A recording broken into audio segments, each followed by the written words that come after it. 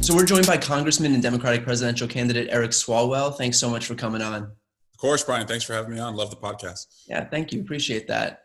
So I want to start with the legislation that was introduced and passed out of the House in response to the killing of George Floyd. Can you tell us what was included in the Justice and Policing Act?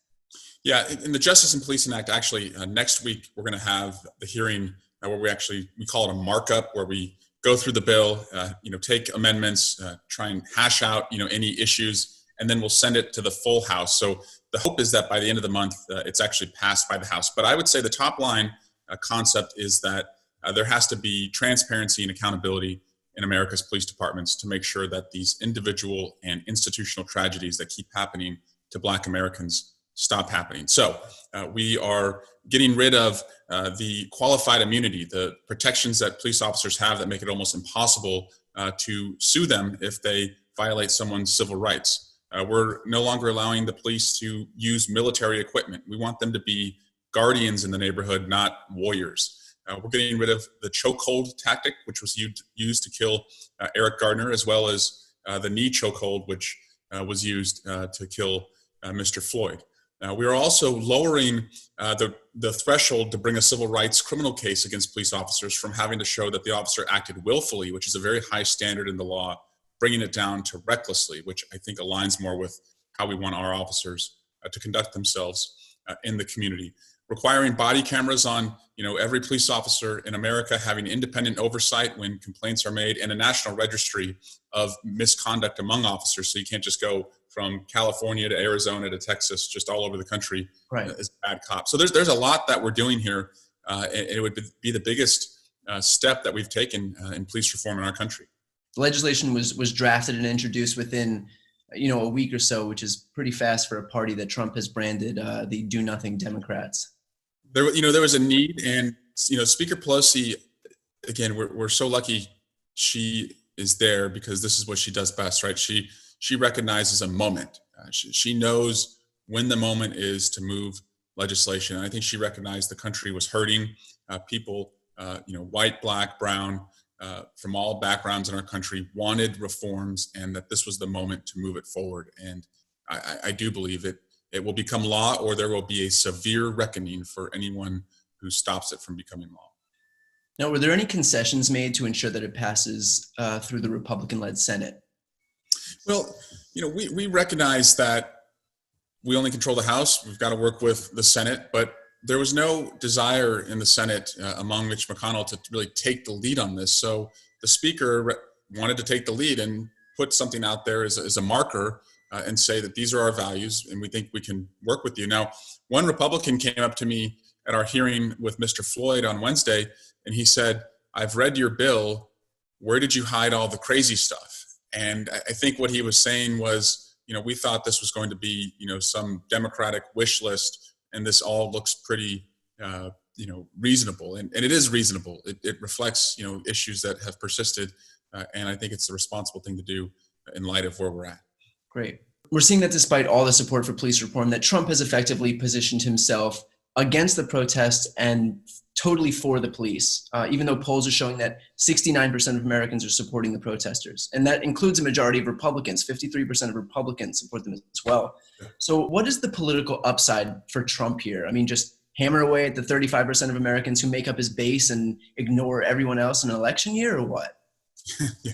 And look, by the way, I'm for the police. I want the police to be, protectors and guardians in our community, but I want them to have accountability when they cross the line and break the law. And what he is for, I believe, is using the police, to advance his political interests and not to, keep us safe in the community and make sure that, Black men in America, feel safe when they leave their homes. And too many have told us that the only time they feel safe is when they're at home. So again, I think he's, way out of touch on this issue. And as a white male who has enjoyed the privilege of being a white male, I've found that just listening is the best thing I can do right now. And I would really encourage him to listen to people. And he went to Dallas yesterday, the president, and he didn't meet with the 3 African-American leaders in Dallas in law enforcement. And I'm just afraid he's not listening to the people who are most affected by this.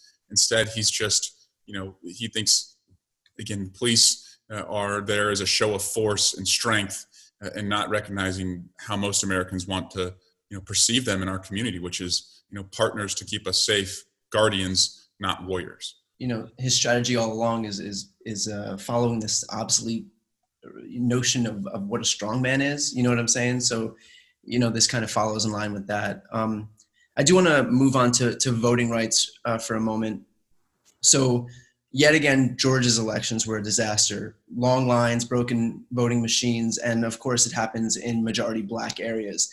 So the Voting Rights Act required the Justice Department to review any changes in Southern states' election procedures. And the Supreme Court struck down this requirement and claimed that Southern states would never make it harder for Black people to vote. According to John Roberts, racism had been solved in America, right?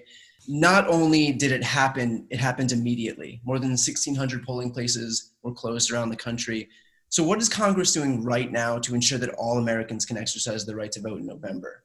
The biggest, most impactful step we've taken in the House for voting rights was passing in March 2019, first 100 days of the new majority, the For the People Act, which would update the Voting Rights Act, which would expand polling place access, which would get rid of the purging of the voter rolls that we've seen in Georgia and Florida, and also put in place the pre-clearance requirements that were there that the Supreme Court took out, requiring places with historic instances of racism and discrimination and suppressing access to the polls to have to get approval before they can make changes around polling places. Of course, there's the extreme example that we've seen in Texas, where in Texas they were putting the polling places inside a gated country club. And nothing could be more off-putting or make you feel like you're not allowed in than if you weren't a member of the country club and you had to go to a gated country club to vote. And so a country without polling places is not a democracy. And we have to fight for that, not only in the courts, put pressure on the Senate to pass the For the People Act. And if we can't do that, and I don't think the Senate will do that before the election, we just have to continue to mobilize people to overwhelm the ballot box so that the outcome in November cannot be denied. Is there any real pressure being put on the Senate to pass bills like this? I mean, and that includes, restoring the VRA. In theory, the Senate's Republican-led, so they have a vested interest in not restoring voting rights to Americans because voter suppression helps their own party. So what's the actual next move here with regard to any movability by the Senate? You're absolutely right. Voter suppression helps their party, but talking about voter suppression suppresses the vote, if that makes sense. So it's kind of like a twofer for them. They can take on these acts in states like Georgia and Florida that suppress the vote. And then when we talk about the concerns we have, the effect that you were giving that is, come November, people may say, well, shit, I've got an hour, on election day. I've got to pick up my daughter from school, get her fed, get her a bath, get her to bed, and I've got an hour to go vote, and there's going to be long lines, and the Democrats are crying foul that it's not going to count anyway, so why participate? That's like the reverberation effect that they're counting on. And so, we're very careful to not take the bait and make voting rights, the top issue when we go, to message what our values are. Of course, it's a value of ours, but we think beneath the surface, it's kind of a submarine attack on the different counties to litigate and go and make our cases to open up, the polls and not have the purging, and then above ground do all we can to mobilize people to go out and vote. Because again, if we are only talking about, the concerns of either voter suppression or Russian interference, the unintended consequence could be that people just stay home, and that would be the worst case. Right, and that's especially insidious because it undermines the entire foundation of our country, and the fact that you have half of a political party in this country that's taking an active approach at trying to undermine trust in our most fundamental right as Americans. And you saw in Iowa just last week, they had a primary election and they had record participation because of mail-in balloting. And then right after the results were put out and the record participation was revealed, Iowa Republicans in their state house introduced legislation to make it harder to do mail-in balloting. Again, it's like they want fewer people to participate, because when more people participate, they perceive it as hurting them electorally. I don't think any party has an advantage when voters turn out. Voters turn out based on the issues and the candidates, and to try and game it that way, I think really just cheapens democracy and makes us less free.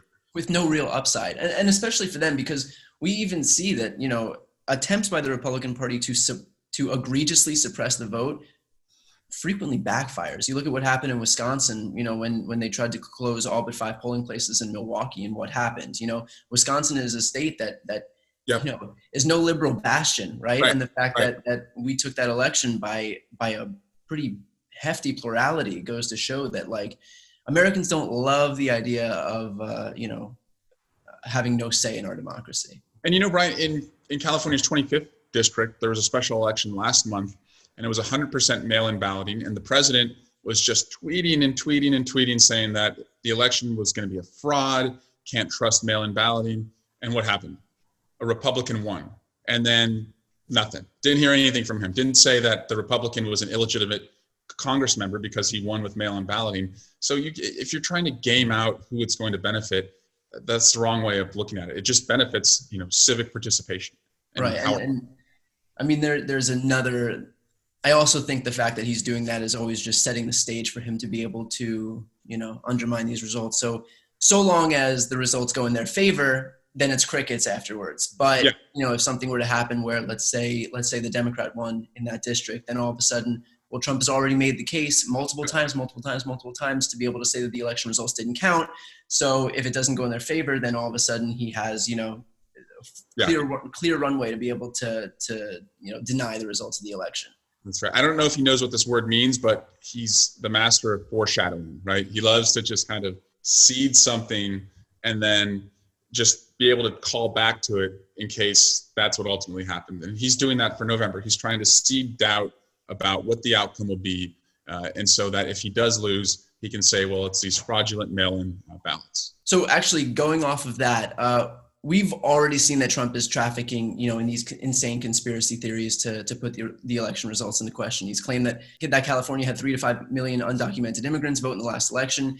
He claimed that voters were getting bussed into New Hampshire, to now his constant attacks on mail-in voting. If Trump were to lose, have congressional Democrats considered the possibility that Trump doesn't concede the race, and are steps being taken on your end to ensure a peaceful transfer of power? Yes, we sadly have considered the possibility that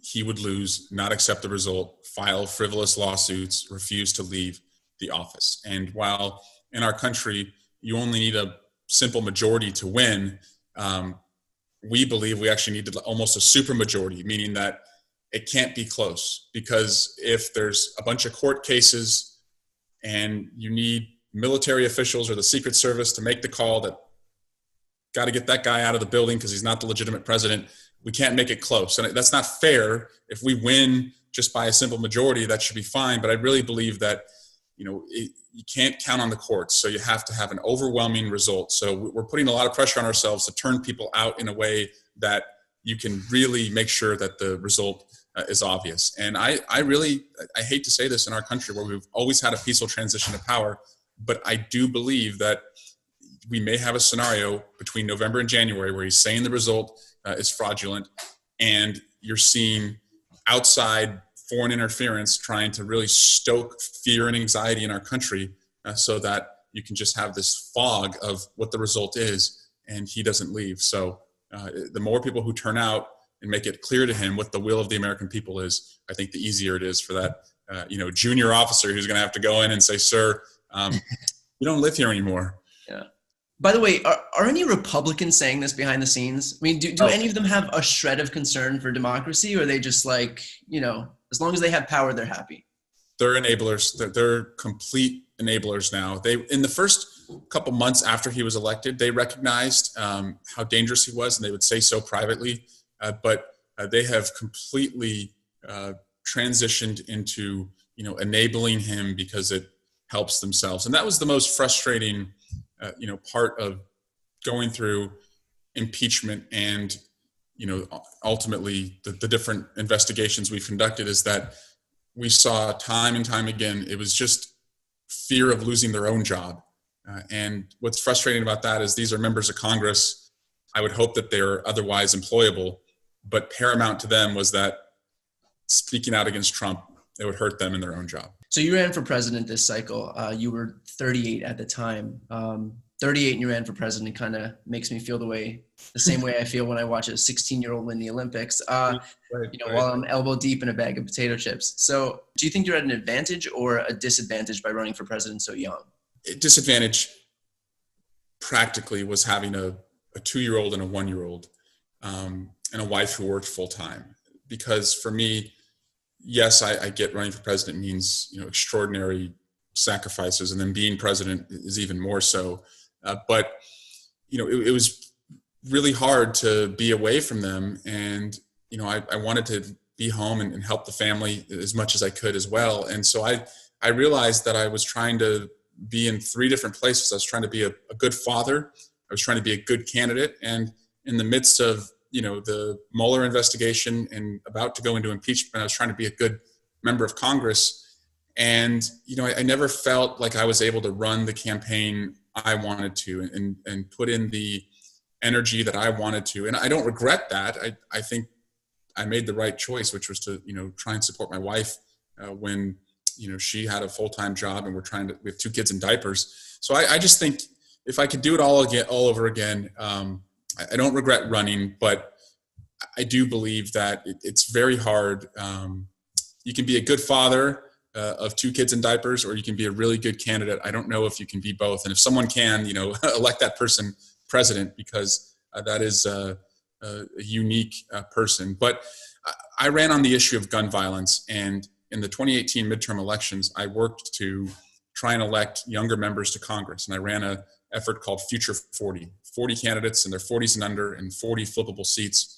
29 of them won, who I had worked to support. And I saw it as an opportunity on gun violence, on student loan debt, on climate, racial justice, to have someone in the White House to kind of meet the momentum that you had in the House. But what I recognized also being out on the campaign trail was that the voters were so anxious about a second term for Donald Trump that they were very risk averse to, really going back to the age, a younger candidate. And I think that's why, the 3 candidates that really made it to the end, Senators Sanders and Warren and Vice President Biden, are more, seasoned, experienced candidates. And that reflected, I think, that the voters really, and I think wisely, wanted to have someone that could, beat Trump with no lingering concerns about age or experience. Right. And by the way, you'll have plenty of time to, Yeah, right. ramp up. Not having kids, right? Yeah. What was the most memorable day on the campaign trail for you? The most memorable day was going to Parkland to announce the campaign. Typically candidates start their campaigns in Iowa and New Hampshire, but I developed bonds with the families in Parkland, and Fred Guttenberg is like a big brother to me. He lost his daughter Jamie at Parkland, and before we went out to do a town hall where Fred moderated it to announce the candidacy and talk about making gun violence the top issue, Fred met my daughter Cricket, who again was not yet 1 at the time. And to just see Fred hold her, so close, and told me he, it just reminded him of holding, his little girl. That was hard to hear. It was emotional, and it just reminded me like why I was running, which was, there's too many fathers like Fred and mothers like his wife Jennifer who, have lost children to gun violence, and I wanted to be the champion for them. And so Fred declared at the end of that event that, we have elevated the issue of gun safety, to the top of the issue list, or in the top tier of issues for the campaign. And throughout the campaign, every single debate, gun safety, whether I was in the debate or not, was discussed. And I felt like we played a small part in making sure that was the case. So you have a book coming out this week on June 16th called Endgame: Inside the Impeachment of Donald J. Trump. where you basically take us behind the scenes of the impeachment process in Congress. Can you give me an example of an especially high stakes moment in the book that we don't know about in the public? Yeah, and I'm very proud of this book, Endgame. I wrote it. I joked to my wife, it's a children's book because every night after an impeachment hearing, I would take my 1-year-old daughter and put her down, and instead of singing her children's songs or reading her a book, I would just speak into the app on my phone that would dictate what I was saying, what had happened during the day. And so just lull her to sleep with the hellscape that is our political climate right now. But I would do it in a sing-song voice. So I would be like, and Mr. Schiff said, Mr. Meadows, please sit down. The witness is speaking. Okay, thank you, Mr. Meadows. You are not recognized, sir. Please sit down. And I was just like, So if you listen to it, it's like an audio children's book. But I would, copy and paste what had happened that day and then put it, into a Word document. I felt a responsibility to do it because it was history, only the third impeachment in the history of the country. I thought it was also a call to action to make sure this never happens again. And I believe we are posed with, two possible end games. An end game is, in chess, right before the last move. And it's either we drift into full out autocracy and lose ourselves as a democracy, or we redeem, the values of freedom and transparency, independence of the press, independence of prosecutors, and rebuild in an even better fashion this great country.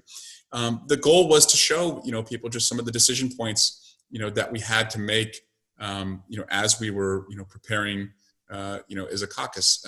One of the more lighter fun moments was in the Mueller investigation. We were preparing for Bob Mueller to come testify, and Norm Eisen, from the Brookings Institute, and it was an ambassador in the Obama administration, was playing Bob Mueller. And of course, in our prep, we had to anticipate just the obstacles the Republicans would put up. And so one of our staff members played Jim Jordan. And so we're all, in the hearing room, and the staff member comes in and sits down as Jim Jordan, and starts jumping out of his chair, going after Norm Eisen. And in a serious Bob Mueller voice, Eisen looks at the chairman, Nadler, and says, "Mr. Chairman, if this gentleman is not wearing a coat, do I still have to respond to him?" Because Jordan never shows enough respect to wear a coat in committee hearings. I will never forget that. And then Dan Goldman, our Intelligence Committee investigator, Val Demings and I were the only two Democrats on Judiciary and Intelligence. So we were able to see both sides of the prep. So Dan Goldman was the Intelligence Committee, Bob Mueller, and he had really taken on the method acting of learning Bob Mueller. And so when he was preparing as Bob Mueller, he was giving a very serious, sober presentation of Bob Mueller. And on one of the breaks, we went up and asked him something completely unrelated to Mueller. And he turned and started answering the question like in a Mueller voice. And we were like, Dan, we need you to break out of Mueller. Like, you've gone too deep. Yeah. So he's kind of like a Christian, Christian Bale or, Robert De Niro. Yeah, exactly. He's ready for the Showtime series. Exactly. So, so some of it is capturing the lighter, moments behind the scenes. And then the decision point around which articles to charge, I covered that. A lot of people had different thoughts about, should he be charged with how long should the receipt be for, his actions? And, we charged him with, obstruction of Congress and abuse of power, and kind of go through the, Professor Tribe and other constitutional scholars worked with us, to come up with the abuse of power charge, which we thought was all encompassing. And when you looked at the Federalist Papers, they thought that was the highest crime anyone could commit, would be to abuse their power. Well, I think it was appropriate, and I think most of the country agrees with that. That's Endgame. That's available on June 16th. Congressman, I know you're busy. Thanks so much for taking the time to talk today. Great. Thanks, Brian.